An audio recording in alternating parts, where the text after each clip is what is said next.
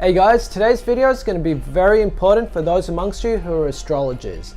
There's been a big conflict in astrology for thousands of years trying to figure out what is the most important ascendant to study in someone's birth chart. Do you look at the star sign that was on the horizon when they were born, or do you look at where the moon is? And there's two different schools of thought on this, but today we're going to give you Valmiki's answer to that question. So let me just lay the groundwork for this. In ancient India, there were lots of different schools of astrology within the country. Some people use the ascendant to make predictions, other people use the sun, others still use the moon. And they all gave accurate results, and so these guys really had this academic debate going on that my school of astrology is better than yours. And one of the really good foundational astrologers in ancient India was a sage called Parashara. His grandfather was the sage Vashishta, and he's the guy that was Ram's teacher. So Parashara, he had a son called Vyas, and Vyas had a student called Jaimini, and it was these four guys here who are essentially the pillars of Indian astrology. If you're learning Vedic astrology, you're learning their system here. But most of their work was based predominantly on the ascendant and also the sun. And outside of this school was a different sage called Pulatsya, and he had his own school of lunar astrology.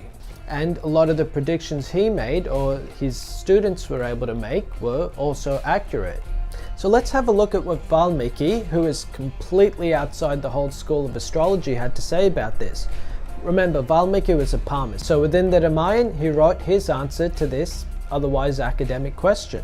And remember in the previous video how we said that Valmiki wrote 4 sets of hands into the Ramayana, and each hand represents a different hand of Vishnu.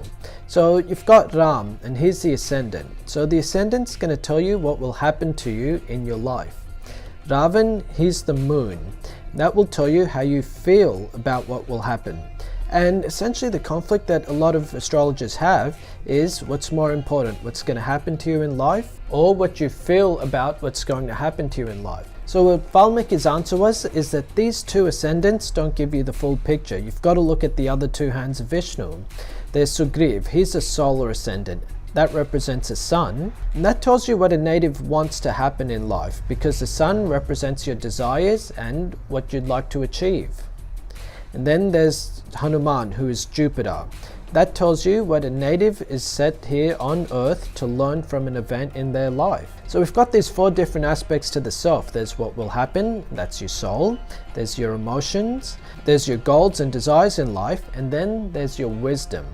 And Valmiki's answer is essentially that all 4 are important. You can't have life with just one and not the other 3. Therefore, you can't just study one ascendant or the lunar ascendant. You've got to look at the solar ascendant, you've got to look at the Jupiterian ascendant as well. And it's only once you put all of these elements together that you actually start to get the meaning of life for someone. And in the next couple of videos, we're actually going to have a look at what the meaning of life is for people. We're going to identify what the primary cause of suffering is going to be, and in the book at least, we look at how to release that suffering as well. So hit subscribe and stay tuned for more videos just like this. Thanks guys.